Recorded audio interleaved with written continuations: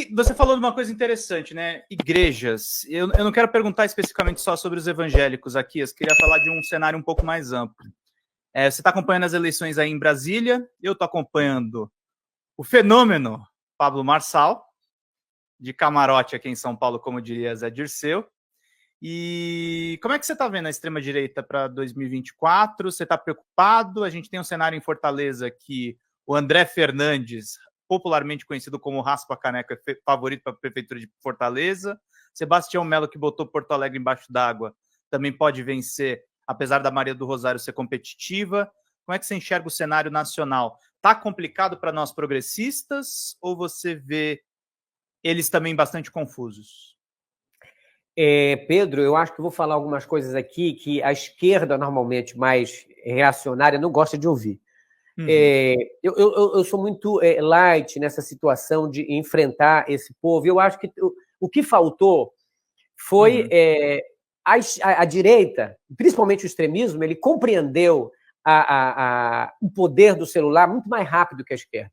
Ele compreendeu que ele podia ser um protagonista muito maior do que a esquerda. A esquerda ficou muito para trás. Você via nisso, por exemplo, até nos engajamentos dos canais de YouTube, a esquerda sempre foi maior, nos próprios comentários do X sempre foi maior. Eles crescem muito porque eles investem muito nessa comunicação. E eu lembro que quando o Bolsonaro ganhou as eleições, aquilo foi um choque para todo mundo. Por quê? Porque quando eu falo da primeira eleição dele, né, que ele ganhou para presidente, ele tinha 28 segundos. 28 segundos. O Alckmin tinha 5 minutos. Então, a partir daquele momento, eu acho que era para as pessoas começarem a entender que a TV ela pode fazer alguém perder a eleição, mas já não faz alguém ganhar. Ela faz alguém perder, mas não faz alguém ganhar. Tanto é que nós estamos vendo o Pablo Marçal nessa onda. O Pablo Marçal tem quanto tempo de TV? Né? Segundos de TV. Isso. O Nunes tem 5 minutos. O menino tem 3. Mas por que o Pablo Marçal tem isso tudo? Aqui, ó. As pessoas não andam com televisão aqui no ombro, mas elas andam com o celular no bolso.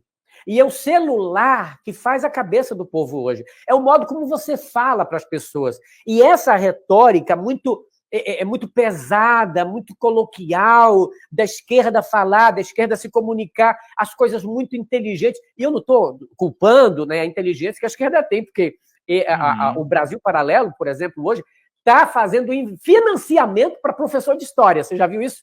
Vi, não, é um projeto. É um projeto. Projeto o quê? De poder, projeto ideológico, mas eles estão fazendo. Cadê o nosso Brasil direito? Não temos isso. Então, eles investem muito nisso. Tem um canal, um streaming particular que está investindo em professor de história para fazer a cabeça do aluno lá dentro. Então, eu acho que a esquerda ela simplesmente ficou no passado. Ela não se aprimorou, ficou muito na era analógica, esqueceu o digital.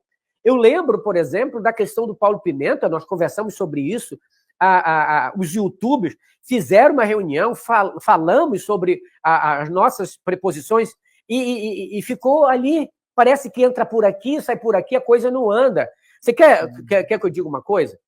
Quando a primeira vez que o presidente Lula, depois de eleito, se reuniu com os youtubers, foi uma ideia minha. Eu tive essa ideia, passei a proposta para eles, e eu disse, tem que se reunir assim com o YouTube. Só que a minha ideia original era fazer o seguinte, era um encontro onde cada youtuber desses, claro, os maiores, iam dizer para a comunicação do presidente Lula como achariam que ele poderia ter um engajamento melhor, que dariam a sua contribuição, que falariam e diriam, olha, presidente, tem que ser assim, ou seja, que dariam um pitaco, que poderiam aconselhar ali naquele momento. Só que a reunião mudou completamente. Virou uma reunião onde as pessoas iam fazer uma pergunta para o Lula ia responder, e eu não fui. Eu disse, eu não vou. Se é esse o formato, eu não vou. O que eu vou fazer para lá? Eu já entrevistei o Lula. O que eu quero fazer de novo? Aí você vai ter aquela mesma coisa, aí vai ter aquele cirandeiro falando um monte de abobrinha. Não, a gente tem que ser efetivo. O que dá certo, dá certo. Por exemplo, existem coisas que não dão certo. Vamos supor que eu falar vai espantar meu eleitor. Então, não falo. Eu evito de falar. Eu preciso ganhar a eleição. Então, o problema é as pessoas, às vezes, falarem tudo que pensa. Você não fala tudo que pensa, porque, às vezes, as coisas ofendem. Então, você tem que ser equilibrado em algumas coisas e naquilo que a maioria concorda. Porque não adianta. Sem o poder, tudo é ilusão. O Lula utilizou dessa máxima. Convidou quem para ser vice dele? O Alckmin. O Alckmin que chamou ele de ladrão. O Alckmin que chamou o PT de ladrão. O Alckmin que criticava todo mundo. Mas o Alckmin tinha o quê? Popularidade lá em São Paulo. Podia ajudar o presidente a ganhar. Ele disse, vem para cá, que eu quero estar no poder. Porque sem o poder não adianta eu ficar reclamando aquilo fora, não adianta eu fazer pichação em universidade, não adianta eu tocar tamborzinho lá de ciranda no meio da rua. Nada disso resolve. O que resolve é você estar no poder. E se você não tem poder, você não resolve nada. Aí só fazer passeatinha aqui, caminhadinha ali, não vai resolver. Então, eu acho que a gente precisa esquecer um pouco essa pauta, sabe, identitária, pauta ideológica, para fazer aquilo que é o certo para ganhar. E aí, depois dessas pautas, quando você ganha, você faz a transformação. Mas sem chegar lá, não adianta você ficar querendo que todo mundo diga boa noite, meninos e meninas, e a linguagem do Mussum. Não adianta. Então, eu sou contra essas coisas e isso afasta. Por que eu estou falando isso? Porque você lembra da mocinha que cantou lá?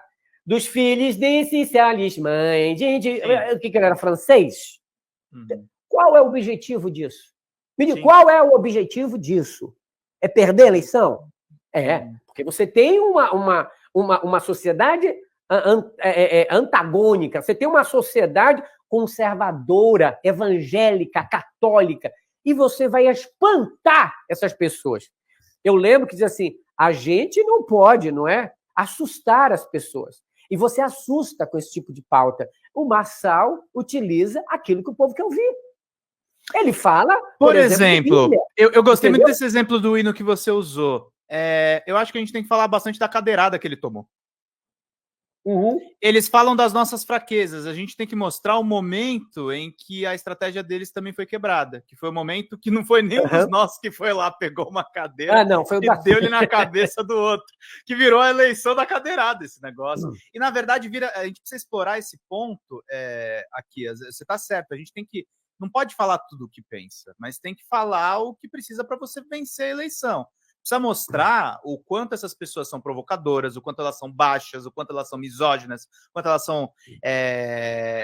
o quanto elas não se importam com os mais pobres. O Marçal foi lá pro Guarujá, apareceu os caras com as cadeiras tudo erguidas para dar na cabeça deles. Eu acho que tem que ir em cima e tem que fazer... Você estava certo em não ir no evento do Lula com mais uma entrevista. O presidente tem que explorar outros pontos com a comunicação progressista, né? Olá!